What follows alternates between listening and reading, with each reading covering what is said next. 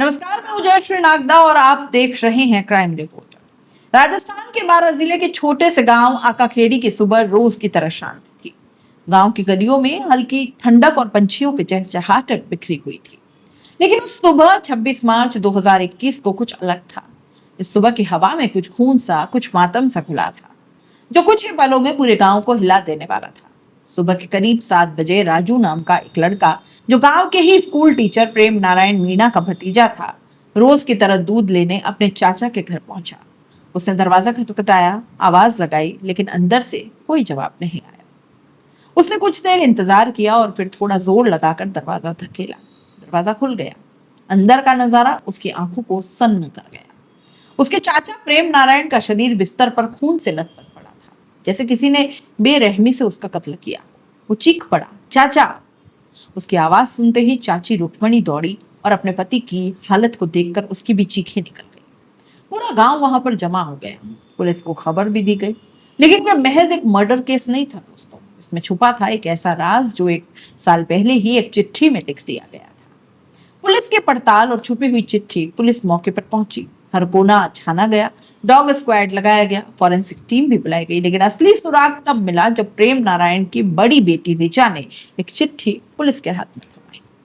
ये वही चिट्ठी थी जो उसने अपनी शादी से 1 दिन पहले लिखी थी। एक ऐसी सच्चाई जो उसे डर, शर्म और असमंजस की वजह से कभी अपने पिता को नहीं बताई।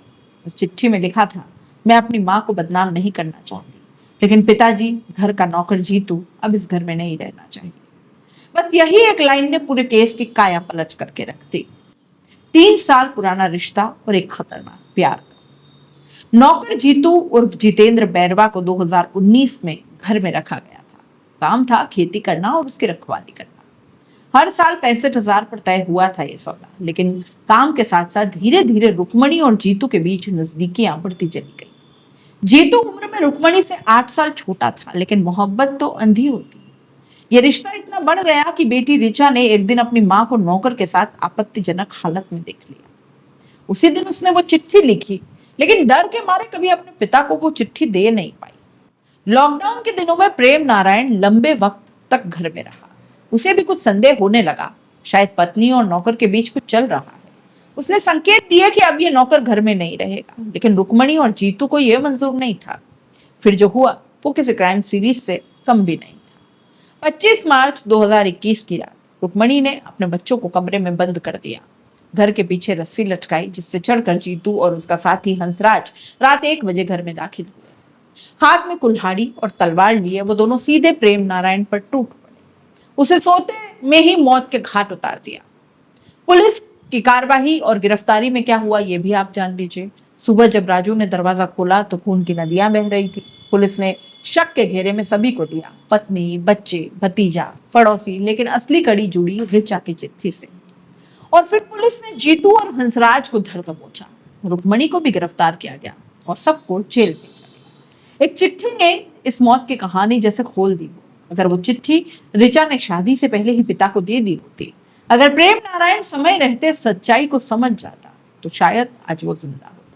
लेकिन एक माँ का गलत फैसला, एक बेटी की चुप्पी और एक पति की अनदेखी, तीनों मिलकर एक भयानक त्रासदी बन गई। सवाल यह है कि क्या समाज आज भी बेटियों को इतनी हिम्मत देता है कि वो सच बोल पाए? क्या माँ जैसी पहचान की कोई महिला इतना गिर सकती है? और क्या किसी को प्यार के नाम पर किसी की जिंदगी खत्म करने का हक मिल जाता है? सरकारी स्कूल का एक ईमानदार शिक्षक मौत की नींद सुला दिया गया। उसके बच्चे अनाथ हो गए। माँ जेल में है, पिता की लाश मिट्टी में।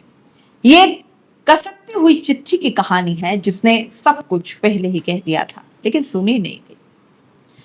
आप इस कहानी के बारे में क्या कहना चाहते हैं? क्राइम रिपोर्टर में जो कहानियां हम आप तक लेकर के आते हैं वो आपको कैसी लगती है? कमेंट सेक्शन में जरूर बताइएगा और जाते जाते चैनल को लाइक, शेयर और सब्सक्राइब जरूर कीजिएगा। नमस्कार।